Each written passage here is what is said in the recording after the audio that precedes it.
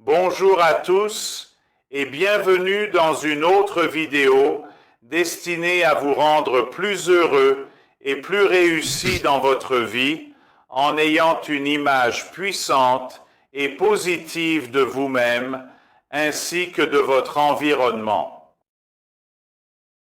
Pour commencer, nous devons d'abord apprendre à nous connaître réellement, ce que j'ai souligné dans cette vidéo. La majorité d'entre nous, ou plutôt nos véritables moi, sont enfouis sous un amas de matérialisme et d'attentes des autres dans le but de leur faire plaisir et de répondre à leurs attentes. Nous regrettons de ne pas avoir suffisamment de temps pour les autres et d'être constamment trop occupés. Et c'est précisément cela qui est à l'origine de notre malheur et de notre manque de succès. Nous n'avons pas suffisamment de temps, enfin, c'est ce que nous pensons, pour vraiment connaître la personne la plus importante dans notre vie, qui est nous-mêmes avec nos talents et capacités cachées. Cependant, il y a plus que cela. Nous ignorons également notre véritable objectif dans cette existence terrestre.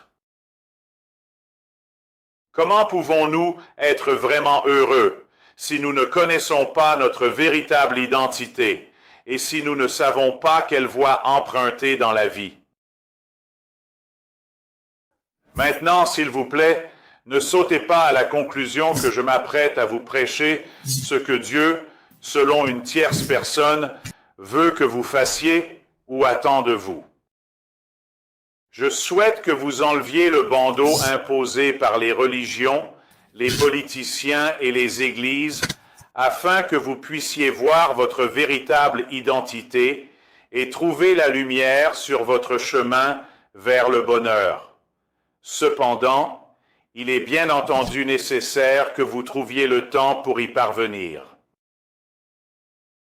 Vous trouvez le temps d'aller aux toilettes, de regarder la télévision, de regarder du football ou d'autres sports, de passer du temps avec votre famille ou vos amis, mais vous n'avez pas le temps de vous connaître, de connaître votre vrai moi directement, et pas seulement à travers un miroir reflétant vos souhaits ou ce que les autres pensent ou attendent de vous, mais vous n'avez pas le temps de trouver le vrai moi.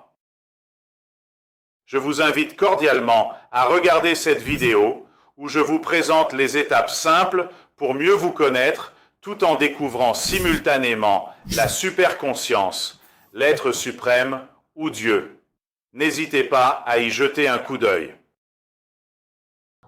Si, par exemple, vous êtes chrétien et croyez que Dieu est votre Père, pourquoi ne vous considérez-vous pas comme des enfants de Dieu ? En d'autres termes, comme des frères et sœurs de Jésus. La seule différence entre Jésus et les autres prophètes ou religions est leur conscience plus aiguisée de leur relation personnelle avec Dieu, ce qui les distingue des autres croyances. Ils ont eu une conversation directe avec Dieu et ont appris à le connaître personnellement, pas seulement à travers les murs d'une église. Ils n'avaient pas non plus besoin de payer ou de faire des dons à quelqu'un pour qu'il intercède en leur faveur ou pour qu'il intercède pour eux. À ceux qui fondent leur croyance sur la Bible, j'aimerais souligner quelque chose qui nous dit clairement qui nous sommes vraiment.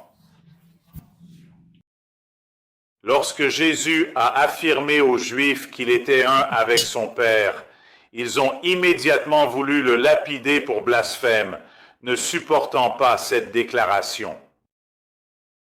Jésus répliqua alors en leur demandant « N'est-il pas écrit dans votre loi, j'ai dit, vous êtes des dieux ?» Si Dieu a appelé Dieu ceux à qui la parole de Dieu est venue, et que l'Écriture ne peut être annulée, comment pouvez-vous dire de celui que le Père a sanctifié et envoyé dans le monde, tu blasphèmes. Juste parce que j'ai dit que je suis le Fils de Dieu, ce sont les paroles de Jésus dans Jean 10, versets 34-36. Ce à quoi il faisait référence est écrit dans le psaume 82, verset 6, où Dieu a dit « J'ai dit, vous êtes des dieux, vous êtes tous des fils du Très-Haut. » J'ai affirmé que vous êtes des dieux.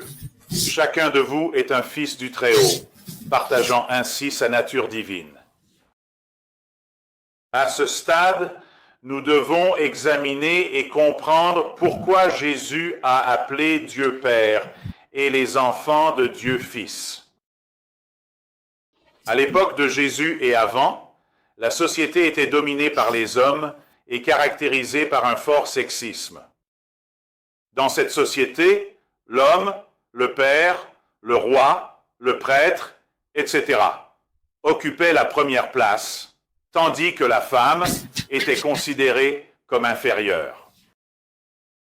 Jésus personnifiait Dieu en tant qu'homme, le Père, pour faciliter la relation avec les gens de cette époque.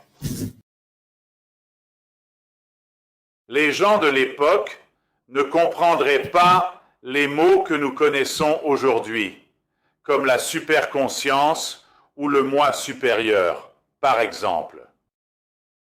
Cependant, Jésus a dit et fait beaucoup d'autres choses qui ne sont pas mentionnées dans les évangiles. Les évangiles que nous avons aujourd'hui ne sont que de petits fragments et ont été écrits par des personnes environ 300 ans après la mort de Jésus. Oui, ces écrivains étaient anonymes. De plus, les écrits ont été compilés ou sélectionnés par les fondateurs de l'Église catholique, qui affirmaient que c'était le Saint-Esprit qui les guidait dans cette tâche importante. La probabilité d'originalité et de précision des évangiles est donc extrêmement faible, voire peut-être nulle, voire même inexistante. Afin de visualiser une preuve choquante de l'authenticité de la Bible, veuillez cliquer sur le bouton situé en haut de cette vidéo pour la voir. Cela démontre clairement que tous les êtres humains sont les enfants de Dieu et que, en tant que tels, nous provenons tous de Dieu. Nous sommes comme des fragments de Dieu qui doivent être réunis avec l'être suprême en affinant notre conscience et notre subconscient vers la superconscience ou ce que beaucoup appellent Dieu. Si vous avez aimé cette vidéo, veuillez commenter ou poser des questions ci-dessous, cliquez sur j'aime. Et abonnez-vous à notre chaîne où vous trouverez toujours une variété de vidéos passionnantes et informatives qui ont pour but non seulement d'élargir vos connaissances, mais aussi de vous aider à être plus heureux et à mener une vie plus réussie. Merci beaucoup.